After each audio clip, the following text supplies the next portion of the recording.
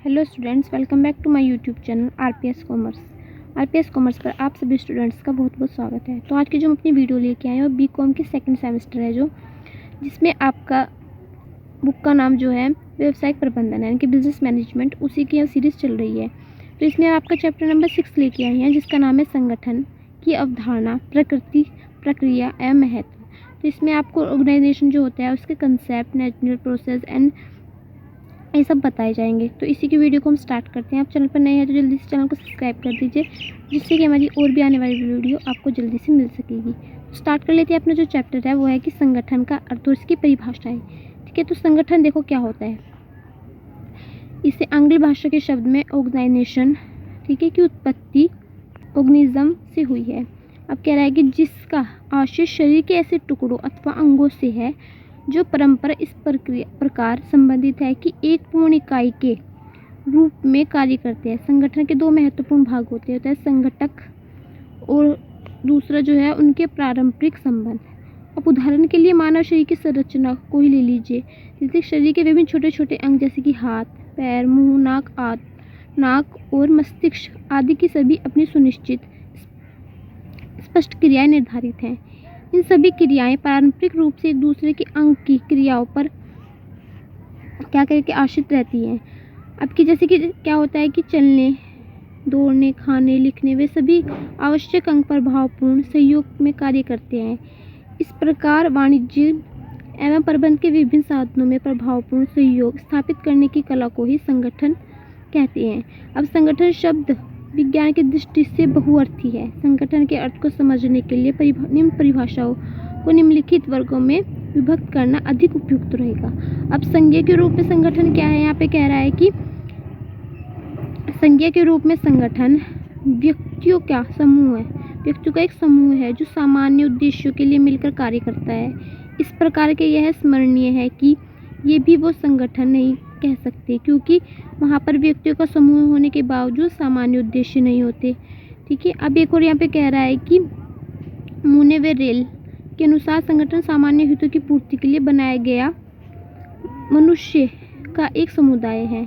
अभी एक और ने कहा है कि संगठन का आशय व्यक्तियों के लिए विशेष समूह से जो कि निश्चित उद्देश्य को प्राप्ति के लिए मिलकर कार्य करता है। सामान्य भाषा में कहिए तो संगठन क्या होता है कि संगठन कई व्यक्तियों का मिलकर एक समूह है जो किसी निश्चित उद्देश्य के लिए आपस में मिलकर कार्य करते हैं। ठीक है, संगठन क्या है कि कई व्यक्तियों जब मिलकर किसी निश्चित उद्देश्य के लिए कार्य करते हैं तो वो संगठन कहलाता है।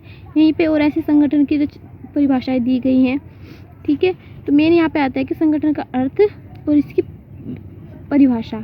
तो अर्थ होगा और परिभाषा, फिर इसका आता है इसकी विशेषता है। देखो आते तो इसमें एमसीक्यू बेस आपके क्वेश्चन है, मगर थ्योरी उसके लिए पढ़ना जरूरी है। तो इसमें अब इसकी परिभाषा है जो यहाँ पे आई है कि परिभाषा तो हो चुकी, संगठन के प्राकृतिक और विशेषताएं। तो उद्देश्य, संगठन, प्रत्येक संगठन के लिए निश्चित उद्देश्य का होना आवश्यक है।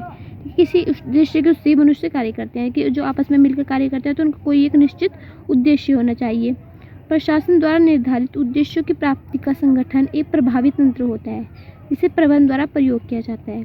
अब सहयोगपूर्ण संबंध, संगठन समूह के सदस्यों के मध्य सहयोगपूर्ण संबंध स्थापित करता है। अब मानवीय व भौतिक संसाधनों में समन्वय, संबंधों का ढांचा E.F. अल्ब्रेच, इनियल कार्टरल, ड्रेविंग, अब कह रहे कि कैप्लिन कार्नेल व अन्य प्रबंध विधान संगठनों के संबंधों को ढांचा मानते हैं जिसमें विभिन्न अधिकारियों के आपसी संबंध, संपर्क, अधिकारों और उत्तरदायित्व को दर्शाया गया है।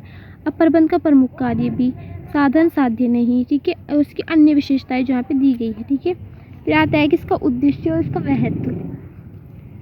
तो इसमें जो फर्स्ट नंबर पे हमारा दी गया है इसके इम्पोर्टेंस, तो प्रबंधकीय कार्यकुशलता में वृद्धि, ठीक है, विशिष्टीकरण को प्रोत्साहन, विभिन्न गतिविधियों पर अनुपातिक एवं संतुलन बल, सुनिश्चित वातावरण, विकास व उत्पादन को बढ़ावा, समन्वय को सुविधाजनक बनाना, कर्मचारियों का विकास और प्रशिक्षण। उसके अन्य कार्य जो है, ये अन्य महत्व जो है वो है कि श्रेष्ठ प्रबंध के अन्य महत्व पर निम्नलिखित है, जो कि है भ्रष्टाचार पर रोक, अधिकारियों के भारापण में सुगमता, उपकरण के विकास में विस्तार में सहयोग या सहायक, तकनीकी सुविधाओं का अनुकूलतम उपयोग, सौहार्दपूर्ण मानवीय संबंध, सृजनात्मक एकता को प्रोत्साहन, प्रभावी संदेशवाहन, क्रिया की अनावश्यक हस्तक्षेप में कमी, नियोजन की सफलता आदि। फिर इसके बाद आते हैं इसके सिद्धांतों की। तो उद्देश्य का सिद्धांत है, नियंत्रण के विस्तार का सिद्धांत, व्याख्या का सिद्धांत,